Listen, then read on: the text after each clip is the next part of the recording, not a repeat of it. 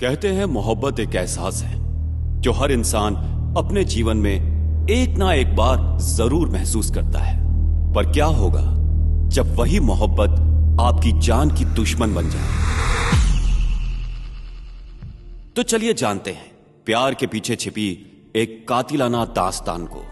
दोपहर के करीब 2:30 बजे थे जब अनुश्री चौंक कर हड़बड़ाते हुए नींद से उठी, क्योंकि 2 दिन से अनुश्री जब भी सोती थी तो उसे नींद में एक ही सपना हमेशा दिखता था। उस सपने में अनुश्री का बॉयफ्रेंड अनिरुद्ध अनुश्री की लाश को कहीं घसीटते हुए ले जाता था। अनुश्री ने जब यह बात अनिरुद्ध को बताई तो अनिरुद्ध ने इसे एक बुरा सपना कहकर नजरअंदाज कर दिया। इस सपने की शुरुआत तब हुई जब अनुश्री अपने बॉयफ्रेंड अनिरुद्ध के साथ उसके हैदराबाद वाले फार्म हाउस पर कुछ दिनों के लिए रहने के लिए गई थी। अनिरुद्ध पेशे से एक डॉक्टर था और देखने में काफी हैंडसम, गुड लुकिंग और साथ ही काफी केयरिंग भी था।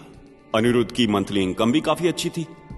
तो यह लगा लीजिए कि अनिरुद्ध में हर वो बात थी जो हर लड़की अपने होने वाले जीवन साथी में देखती है। अनुश्री अनिरुद्ध के हॉस्पिटल में इंटर्नशिप के लिए आई थी। अनुश्री को हॉस्पिटल में आए हुए 1 महीना ही हुआ था और दोनों में प्यार हो गया और दोनों साथ में समय बिताने के लिए अनिरुद्ध के हैदराबाद वाले फार्म हाउस पे गए। फार्म हाउस पे आने के बाद अनुश्री को सिर्फ एक ही सपना दिख रहा था कि अनिरुद्ध अनुश्री की लाश को कहीं घसीटते हुए ले जा रहा है। आज उस बात को ठीक 3 दिन हो चुके थे। रात 8 बजे की बात है। अनिरुद्ध कुछ काम से बाहर गया था और अनुश्री अपने कमरे में लेटी हुई किताब पढ़ रही थी कि तभी दीवार पर लगे हुए लैंप के बल्ब में स्पार्क होने लगा और बल्ब जलने बुझने लगा।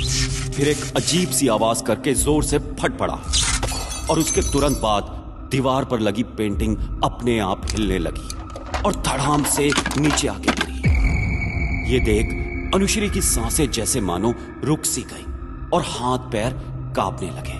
तभी दीवार पर खून से लिखे हुए शब्दों ने अनुश्री को झंझोड़ के रख दिया। दीवार पर लिखा था, जान प्यारी है तो यहां से भाग जाओ। अनुश्री ये देख तुरंत किसी आजाद हुए कैदी की तरह वो वहां से भागी और अनिरुद्ध से जा टकराई और घबराई हुई आवाज में अनिरुद्ध को सब कुछ बताया। जब अनिरुद्ध अनुश्री का हाथ पकड़कर उसे कमरे में लाया तो वहां कुछ नहीं लिखा था, ना ही कुछ टूटा था। अनिरुद्ध ने अनुश्री से कहा कि तुम उस सपने के बारे में कुछ ज्यादा ही सोच रही हो, इसलिए तुम्हें ऐसा लग रहा था। तुम थोड़ा आराम कर लो। यह कहकर अनिरुद्ध ने अनुश्री को प्यार से थपथपाते हुए सुला दिया। अगले दिन जब अनुश्री की नींद एक आवाज से खुली तो मानो जैसे कोई जोर जोर से दीवार पीट रहा था। अनुश्री उठकर दीवार की ओर बढ़ी और जब दीवार पर कान लगाकर सुना तो पहले तो कोई आवाज नहीं आई और फिर अगले ही पल दीवार के अंदर से एक जोरदार चीख अनुश्री के कानों में पड़ी, जिसने अनुश्री के कानों को सुन्न कर दिया। अनुश्री एक झटके से पीछे हटी तो उसने देखा दीवार में से 2 आंखें उसे घूर रही हैं। ये देख अनुश्री डर से चीखते हुए वहां से भागने ही वाली थी कि दीवार में से एक हाथ ने निकल के उसे पकड़ लिया और दीवार की तरफ खींचने लगा। अनुश्री ने बड़ी हिम्मत करके झटपटाते हुए अपने आप को छुड़ाया और देखा तो ऐसा लगा जैसे मानो कुछ हुआ ही नहीं। तभी अचानक अनुश्री की नजर दीवार पे पड़ी तो उसने देखा दीवार से खून आने लगा है। यह देख अनुश्री का बदन ठंडा पड़ने लगा और अनुश्री को चक्कर आने लगे और वो वहीं गिर पड़ी। और जब वो होश में आई तो उसने देखा कि वो किसी चीज में कैद है। उसका पूरा बदन जकड़न में था। ये कोई ऐसी वैसी कैद नहीं थी, क्योंकि अनुश्री एक दीवार के अंदर कैद थी। अनुश्री हाथ पैर मारते हुए वहां से निकलने की कोशिश कर रही थी और बड़ी मुश्किल से अनुश्री अपनी पूरी ताकत के साथ जब उस दीवार को तोड़कर बाहर आई तो उसने देखा कि उसकी आंखों के सामने किसी फिल्म की स्टोरी की तरह एक सीन चल रहा था।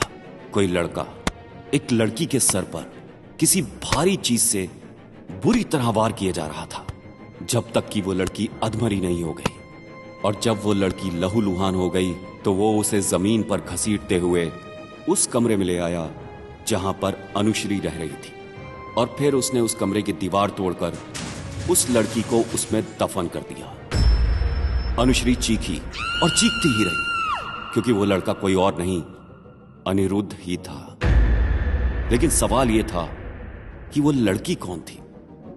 यह सब देखने के बाद अनुश्री वहां से भागने को ही थी, तभी अचानक अनुश्री को उस दीवार से आवाज आई, जान प्यारी है तो भाग जाओ अनुश्री। अनुश्री वहां से भागी और गेट के बाहर निकली तो उसने देखा कि वहां अनिरुद्ध खड़ा था।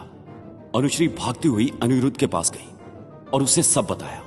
तो अनिरुद्ध फिर एक बार उसे समझा बुझाकर अंदर ले आया। अनिरुद्ध जान चुका था अब उसका सच बाहर आने में समय नहीं लगेगा।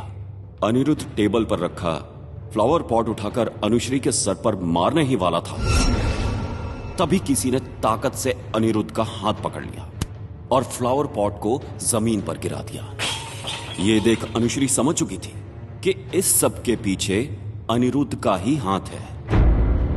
और फिर देखते ही देखते रूम की दीवारें हिलने लगी और एक दीवार से एक लड़की बाहर आई, जिसने जमीन पर पड़ा हुआ फ्लावर पॉट उछालकर अनिरुद्ध के सिर पर मारा और उस लड़की ने अनिरुद्ध का पैर पकड़कर उसे हवा में उछालते हुए दीवार पर दे मारा। अनिरुद्ध जमीन पर पड़ा हुआ गिड़गिड़ाते हुए कहने लगा, पायल, पायल मुझे माफ कर दो, प्लीज पायल, प्लीज, आगे से किसी लड़की के साथ ऐसा नहीं करूंगा।